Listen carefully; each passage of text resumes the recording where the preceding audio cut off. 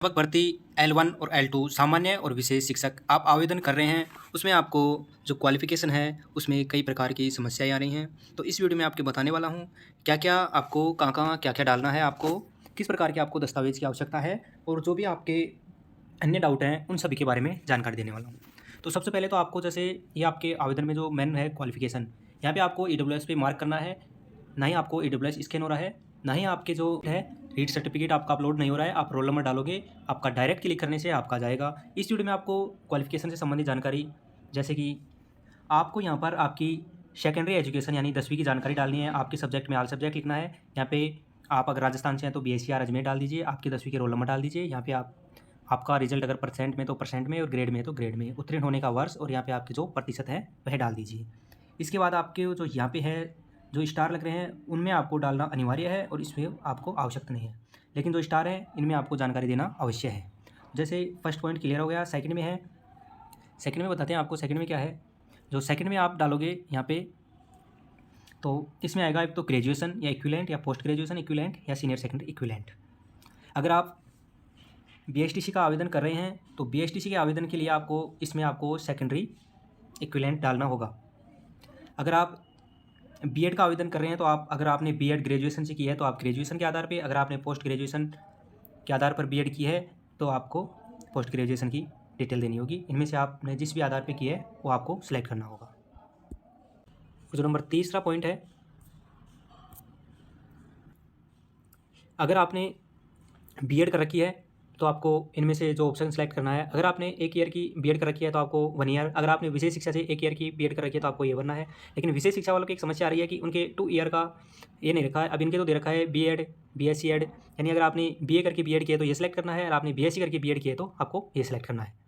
अगर आपने 4 साल की बीएड की है तो आपको 4 साल की बीए बीएड, और 4 साल की बीएससी बीएड की है तो 4 साल की बीएससी बीएड, ये सिलेक्ट करना है।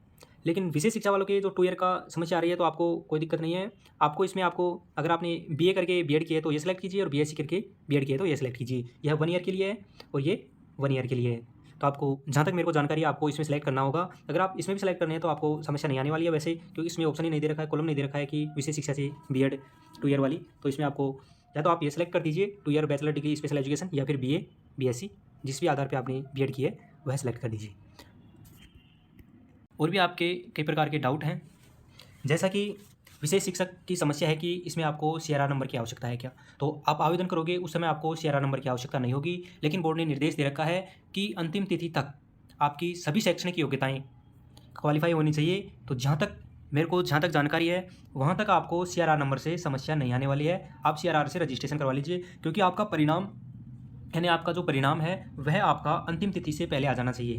तो आपका परिणाम आ जाना चाहिए। और जो ये वाले हैं जिनकी अपेयरिंग में चल रही है, अभी सेकेंड ईयर में हैं बीएड में या बीएसटीसी में, वह आवेदन इस प्रकार नहीं कर सकते। इसमें अपेयरिंग का कोई भी ऑप्शन नहीं है। आवेदन में डायरेक्ट आपके क्वालिफिकेशन मार्क नंबर मांगे जा रहे हैं। इसमें ऐसे नहीं है कि आप इसमें अपेयरिंग लगा दें। जब तक आपका परिणाम 19 जनवरी अंतिम तिथि है आवेदन की, तो आप इंतज़ार कर लीजिए, आपका परिणाम जारी हो जाएगा। सरकार पर दबाव बनाइए जिससे आपका परिणाम जल्दी जारी हो जाए और आप आवेदन कर पाएँ। वैसे जहाँ तक राजस्थान में जो सामान्य डीएलएड है उसका परिणाम जारी होने वाला है, जल्दी जारी कर दिया जाएगा और इनको शामिल कर लिया जाएगा।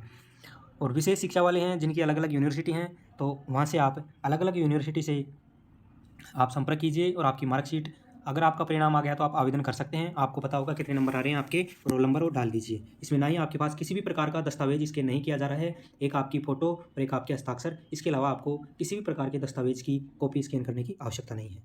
अगर आपने विशेष शिक्षा से भी डिप्लोमा कर रखा है या डिग्री कर रखा है, या सामान्य शिक्षा से भी डिग्री या डिप्लोमा कर रखा है, तो आप 2 आवेदन करना होगा आपको। उसमें जो आप आवेदन करोगे उसमें सेलेक्ट करना होगा बूथ, यानी आप स्पेशल से और सामान्य से दोनों से कर रखा है तो वहाँ पे आप क्लिक करके दोनों से आवेदन कीजिए। आपको दोनों का फ़ायदा मिलेगा, सामान्य में भी और विशेष में भी।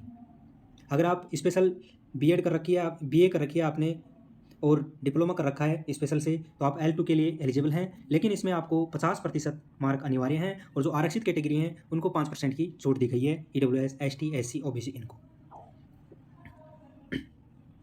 ये है। और जो कई कमेंट भी कर रहे थे कि एग्ज़ाम सेंटर इसमें आवेदन नहीं लिए गए, तो एग्ज़ाम सेंटर इसमें आपको होम डिस्ट्रिक्ट या जो भी नज़दीकी डिस्ट्रिक्ट होगा वो बोर्ड के ऊपर है, वो आपको कौन सा देता है उस हिसाब से आपको एग्ज़ाम सिटी मिल जाएगी। अपेयरिंग वाले आवेदन नहीं कर सकते। और बीएससी वालों के लिए शायद मैंने चेक नहीं किया, लेकिन चालू हो गया होगा वो लिंक, आप बीएससी वाले भी अब अप्लाई कर सकते हैं। इसमें आरसीआई के रजिस्ट्रेशन की कोई आवश्यकता नहीं है। आरसीआई का रजिस्ट्रेशन आपके अंतिम दस्तावेज सत्यापन के समय आपका वहाँ पे चाहिएगा आपको। और जो जिनके HIMR और VI इनके अलावा अन्य से किसी ने डिप्लोमा कर रखा है, तो जिसने AHD या कुछ भी प्रकार से कर रखा है, उन सभी को MR से आवेदन करना है, MR कैटेगरी से। और जैसे किसी भी प्रकार की कैटेगरी CP से किसी से भी आपने डिप्लोमा कर रखा है तो उस प्रकार से। और भी अगर आपका कुछ भी डाउट है तो आप नीचे कमेंट कीजिए, उन सभी के जवाब आपको दिए जाएंगे। धन्यवाद। अगर आपको वीडियो अच्छा लगा तो चैनल को सब्सक्राइब कीजिए और वीडियो को शेयर कीजिए।